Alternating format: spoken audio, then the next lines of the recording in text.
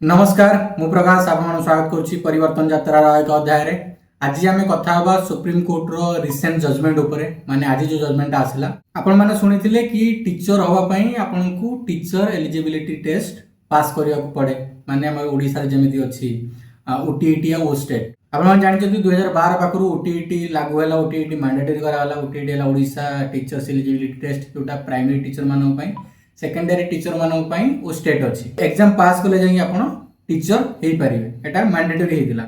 आज रो जो जजमेंट अछि एटा गोटे इंपोर्टेंट जजमेंट जोटा डिफरेंट स्टेट रो टीचर्स माने हाई कोर्ट रे आ सुप्रीम कोर्ट रे केस फाइल करथिले कि काहे कि ताको जबरदस्ती करा होछि टीईटी पास करिया पई टीचर्स एलिजिबिलिटी टेस्ट पास करिया पई सेमान तो ट्रेनिंग नेलेनी एक्सपीरियंस हेलानी काहे कि तांकू बाध्य करा होछि बे टीईटी देले जाय कि तांकर प्रमोशन हबो आ इंक्रीमेंट हबो तो ताकू नहीं कि सुप्रीम कोर्ट आज जजमेंट आसी चलते एबे जानिबा सुप्रीम कोर्ट जो जजमेंट देइचंती सेतिरे क्लियरली कोन कोन क्राइटेरिया सेट करचंती से तो एटा कहि देले कि एबे कंपलसरी माने मैंडेटरी हे गेला आपनकू टीईटी पास करिवार अछि टीचर्स एलिजिबिलिटी टेस्ट पास करिवार अछि आपण एस्पायरिंग कैंडिडेट अछंती जे चाहउचंती टीचर होवा पई आपण प्रिपरेशन करूचंती आपनकू टीचर्स एलिजिबिलिटी टेस्ट पास करिवार अछि and then you will get your job but जो माने ऑलरेडी चाकरी रे अछंती जे ऑलरेडी 15 वर्ष पढेलेनी जे 20 वर्ष पढेलेनी जे एक्सपीरियंस हो गले जहाँ को ट्रेनिंग दिया एजुकेशन डिपार्टमेंट द्वारा बहुत सारा ट्रेनिंग से पार्टिसिपेट कले कौन टीचर्स एलिजिबिलिटी टेस्ट पास करिवार अछि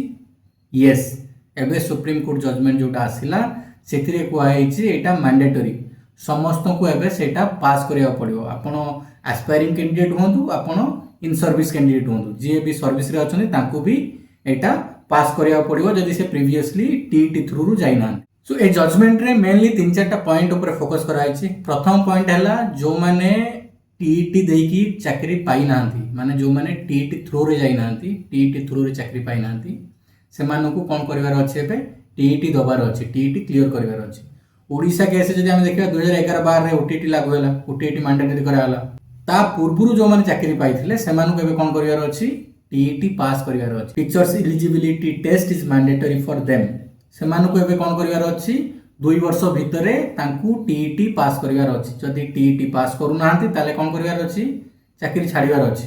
सुप्रीम कोर्ट एटा क्लियरली कहिसंती तांकर टर्मिनेशन हबो तांकू प्रमोशन मिलिबनी कि इंक्रीमेंट मिलिबो नाही जदि पास करू नांती जदि पास करि गले तांकर प्रमोशन भी हबो इंक्रीमेंट हबो हा गवर्नमेंट रो रूल्स अछि तांको ऊपर लागू हबो। एथरे ओडी इंपोर्टेंट जिंस अछि जदि आपनर 5 वर्ष कम अछि चाकरी काल आपनकर एटा मैंडेटरी नुह आपण चाकरी रे रहि परिबे कंटीन्यूअस होई परिबे बट आपनकर प्रमोशन आउ इंक्रीमेंट हबो नाही हला आपण चाकरी करिवे रिटायरमेंट नेकी घर को जिवे बट जो प्रमोशन सही थांता जो इंक्रीमेंट हे थांता सेटा मिलिबो नाही आपण जदि पास करनाती एग्जाम ता माने समस्त को मैंडेटरी हे गला प्रमोशन और इंक्रीमेंट पई आपण को टीईटी क्लियर करिवार अछि।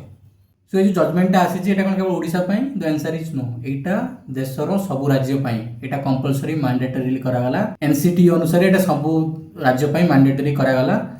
NCT cone national council for teachers education देश रे किछि राज्य थिले जो माने टीईटी को इंप्लीमेंट करि नथिले जो एनसीटी रो रूल्स थिला एनसीटी रो गाइडलाइंस थिला national council for teachers education रो जो गाइडलाइन थिला ताको किछि राज्य इंप्लीमेंट करथिले किछि इंप्लीमेंट करि नथिले। ओडिसा कोन करिथिला ओडिसा 2012 रु इंप्लीमेंट कलानी सेटा को 11-12 रु कंपलसरी कलानी ओटीईटी ता पूर्वरु जो माने चाकरी पाइथिले से मानन पई एबे टिके डिफिकल्ट हबो बट एबे किछि दिन तळे आपण माने देखिथे जो प्रोटेस्ट हेतिला कि 68000 टीचर को गवर्नमेंट ऑफ ओडिसा प्रमोशंस देइछि बिना ओटीईटी क्वालिफिकेशन रे माने से माने ओटीईटी देइ नांती बट से मानकू प्रमोशंस आउ इंक्रीमेंट मिली जी पाखा पाखी 68000 जोटा डेटा कहउछि। ओडिसा हाई कोर्ट भी बहुत सारे इंस्टेंस रे जजमेंट देइछि कि ओटीईटी मैंडेटरी अछि बोली आपण जदि देखिबे बलभद्र माझी वर्सेस स्टेट ऑफ ओडिसा से केस रे कोन हैला राय आसिला कि आपनकू ओटीईटी पास करिवार अछि जदि आपण रेगुलराइजेशन चाहउछंती आपण एज ए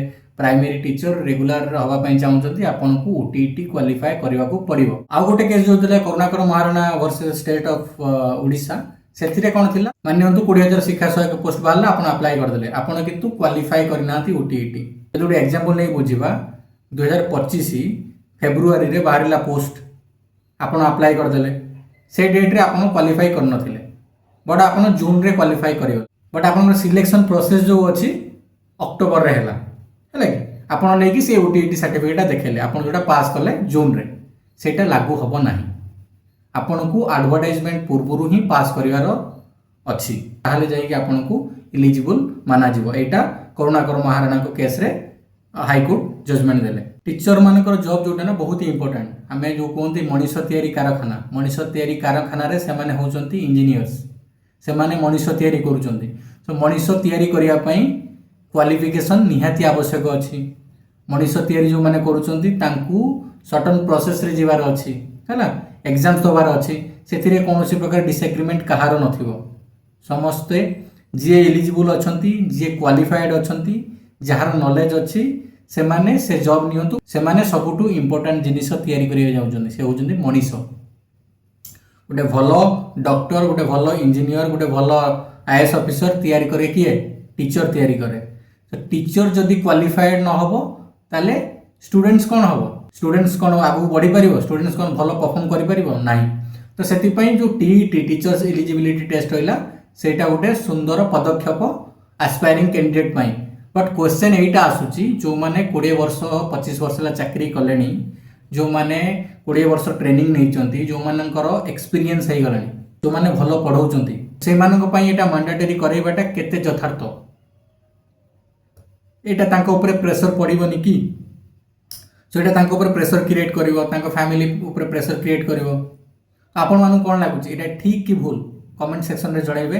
कारण टीचर्स एलिजिबिलिटी टेस्ट केवल हाई कोर्ट नु एबे सुप्रीम कोर्ट भी कहि देला कि भाई एटा मैंडेटरी, आपनकू कंपलसरी पास करिवार अछि। ताहले जाई कि आपनकर प्रमोशन हबो, ताहले जाई कि आपनकर इंक्रीमेंट हबो।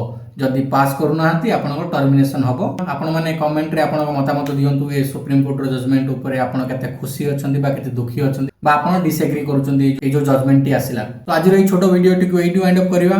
पुणी आपण सब आउ केनो वीडियो देखा हबो। Till then bye bye, have a very good day. Thank you so much for watching.